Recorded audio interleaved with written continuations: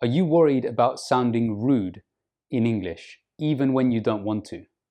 Do you sometimes think that people are offended at what you've just said, even when you didn't want to offend them? This video is for you. I'm going to be showing you 7 different mistakes you could be making that make you sound rude when you speak English. Let's begin. So the first mistake you could be making when you speak English that makes you sound really rude is just by saying the word no with no other qualifying words. In English, when we say no, we try and soften the rejection of what someone has asked us with other words. For example, someone might invite you to something. They might say, would you like to come to this event that I am hosting? Would you like to join me for a walk? If you say no with no other words, it sounds very rude to a native speaker. And it sounds as if you are maybe trying to be a bit offensive or you're annoyed at their request. We might just say, I can't come, but thank you for the invitation. Or simply, no thank you. These are very good ways to sound less rude when you speak English. Add words like thank you, or thank you for asking, but I can't make it. Thank you for your invitation, but it doesn't suit me right now. No, I can't come because I'm busy. Or if you don't want to give an explanation, you can just say no thank you. And if someone asks you for information, for example, do you know where the train station is? You could say, no, I'm not sure. Or you could say, I don't know where the train station is. Or you could say, no, but I would suggest you ask someone else. People often say, sorry, I can't help you. That's a very polite way to say no. I don't know the answer to your question. I don't have the information you're looking for. So there are many ways to say no in a polite way in English, but just saying the word no is often a rude way to respond to someone's question. Another way you might be sounding rude when you speak English is by not using the words please, thank you, and sorry enough. Now, we all know these stereotypes around English speakers, native English speakers, who say sorry too much. And I agree with those. I think English speakers can have a tendency, especially in countries like the United Kingdom, to say sorry too often. Could you please tell me where the library is? Sorry, I don't know where the library is. Why do you English speakers keep saying sorry? I don't know why, sorry. Could you stop saying sorry every time I ask you a question? It's really annoying. Okay, sorry. But it's very important when you want to connect with English speakers in a polite way that you use some of these words at times, especially when you're asking for something or responding to a question. So for example, if you want to ask someone for some help, instead of just saying, could you help me? You would ask, could you please help me? Or please, could you help me? If you want to turn down or reject someone's offer, instead of saying just no, as we said before, you would say no thank you. In other languages, such as in yours, you might think, why would I need to say thank you? I'm just saying no. If someone invites you to something or asks you something, you can just say no, or I don't know. But in English, we understand that the invitation is something that has helped you in some way. It's given you an option. So you're thanking them for the option they have given you. So maybe it takes a bit of mental gymnastics for you to understand why you need to say thank you if you're just rejecting an offer. But it's very important to not sound rude in English that you say no thank you. So when you say thank you, please, and sorry, you are showing that you care about the other person. Even if you don't agree with them on something, or you can't do something for them, or they can't do something for you, you show that you have considered their perspective. You have used softer language to not offend them when rejecting their offer or when asking for help, and in a variety of other contexts. In English, we often use the word sorry for excuse me. So for example, if you're walking down the street and you want to go past someone to walk around them and they're in your way, you might say sorry. to try and go past them. So it sounds maybe a bit funny to you. Why would you say sorry? You didn't do anything wrong to them. But in English, it's a synonym for excuse me. Excuse me, please can I go past? Please can you move out the way? So it's a broader meaning of sorry than apologizing to someone. And in the same way, if someone asks, for example, for directions, can you help me get to the bus stop? You might say, sorry, I don't know where the bus stop is. It's not because you're apologizing to them. It's simply a way of softening the language to show that even though you can't help them, you want to help them. You don't want to be rude to them and to offend that person. So it's a funny way of understanding the word sorry, but it's how we say it in English. Sorry, I don't know any other ways to explain this to you. So in English, sorry can have multiple meanings, such as an apology, but also excuse me, or essentially, I want to help you, but I can't help you. So in that context, you might say sorry. In many ways, English culture is very polite, and that's why you need to use more words when you ask for something, or when you say no to someone, or say yes to someone, than in other cultures and other languages, where maybe just saying no or yes, or I can't help you, or for example, asking for something, just saying, give me the plate, or can I have the plate, is fine, and it's not rude. But in English, you need to use more words to soften those often very direct and in English aggressive sounding phrases. A third way that you might be sounding rude in English, even when you don't want to, is by making commands instead of requests. In many languages, it is okay to simply demand something or command something of someone else without sounding rude. You might say in your language, close the window, or close the door, or open the door. Or you might say, give me a drink, or give me a sandwich. But in English, you have to ask those as requests. So instead of saying just give me, or close the door, or take something away, or carry this, or put that over there, instead in English you have to ask for those things. So you would say, if you want something done, even if you're speaking to someone who is very happy to help you, you would still say, please can you close the window? Please can you open the door? Please can you collect those books? Please can you help me with something? Instead of just help me with this or help me with that. Using a direct command in English sounds very rude, and it sounds as if you're either annoyed with someone, frustrated with them, or you're in some kind of position of authority and you don't care about the other person and you just want them to do something for you, as a kind of a slave would do it for their master. It sounds very, very rude in English. So you need to be very careful about this one. This is very important. And I hear a lot of people using this type of construction in English. They just make a demand of someone without using the words please and thank you. It's very important to ask, please could you do this? Please could I have? And if they do it for you, often in English we say thank you. So just remember to use, as I said in the last tip, please, thank you. And if for some reason you can't help them with a request, it's very common, you guessed it, to say, sorry, I can't help you. Please, can you open the window for me? Sorry, I can't do that. I'm busy right now. Please, can you bring my books back from the library? I've forgot them. Sorry, I've already left the area. So just remember to make your demands of people a request. Another mistake I hear non-native speakers of English making on a regular basis is overusing the phrase I want. I want, I want, I want.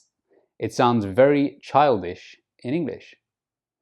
If you want something and you're asking for it, use the phrase could I have.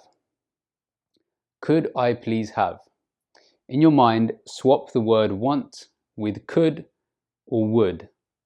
So there are many ways of saying this. You could say, would it be possible to have that? Would you be able to give me that? Could I have that? Can I have that? And of course, adding the word please to all these phrases. May I have that, please? May I have this, please? Please, could I have that? Please, would you be able to help me with that? That's bonus points. So if you want to be really polite, use the word please when you ask for something and avoid want, because want sounds like you're a spoiled toddler who is complaining that they don't have what they want. And it sounds very direct and it sounds a bit immature, almost as if you're just saying what you want to the world, what you like. Instead, when you ask, use the verbs would and could. The verb want is a very basic verb in English, and you learn this as one of your first words when you speak English. So as an intermediate or advanced speaker, you want to go beyond that and start using could and would. These are very helpful verbs for sounding more sophisticated and much more polite when you speak English, and avoid sounding rude by using these verbs.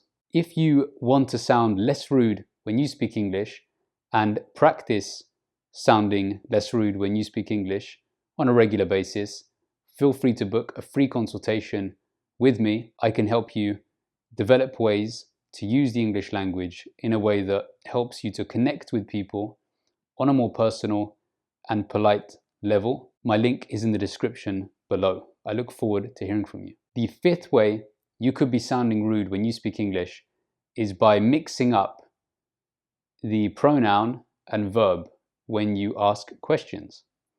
So for example, you might ask someone, you are okay? You are fine? You are happy? You are sad? This is a statement, not a question. To ask a question, you need to put the verb are before the pronoun you. Are you okay? Are you happy? Are you sad? Are you in need of help? Do you need help? Instead of you do need help, or just you need help, question mark. It's much better to remember, if you're asking a question, the verb comes first. If you're making a statement, the pronoun comes first. If you're in a group, you don't say we are ready, you say are we ready? By making statements instead of questions, you are almost overriding the other person's ability or space to answer you. You see, when we hear a statement as native English speakers, we assume you are saying something that doesn't need a response.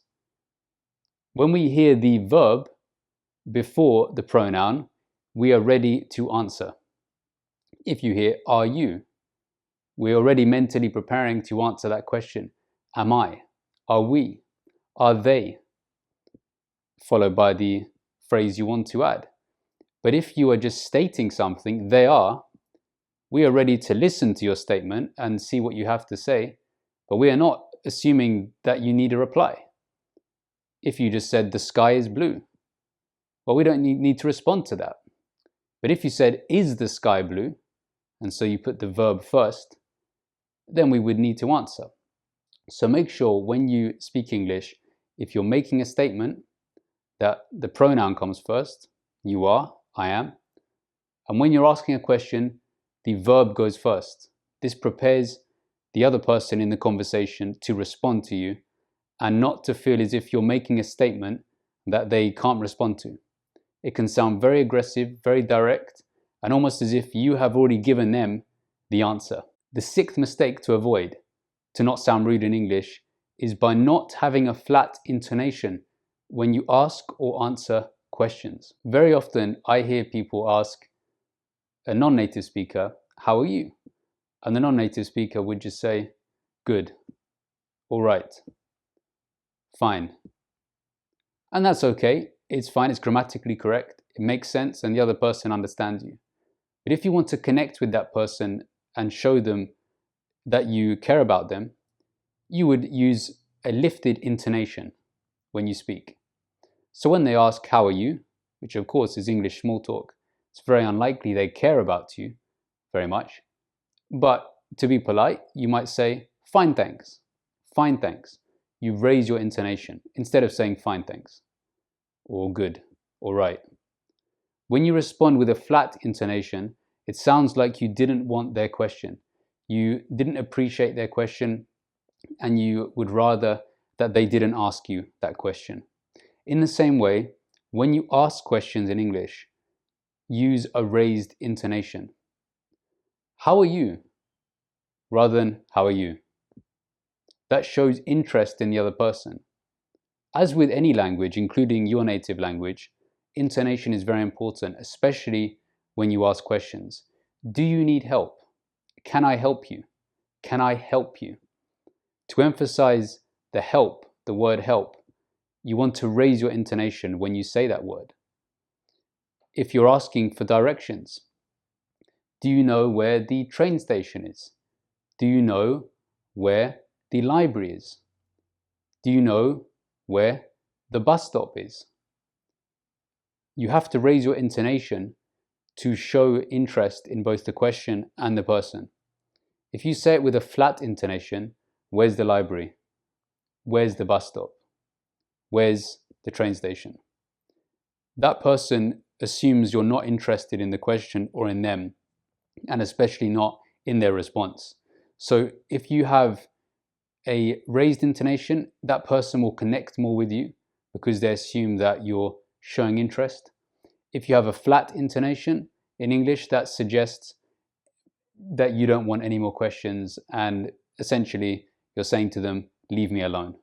So there are times in English you can use a flat intonation, but especially when you're starting a conversation with someone, or ending a conversation, or responding to a question or asking a question, that is not a good time to use a flat intonation if you don't want to sound rude. The seventh and final way you could be sounding rude in English is by disagreeing too bluntly with people.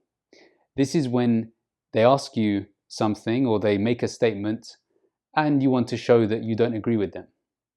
And you would say something like, "You're wrong. That's not correct.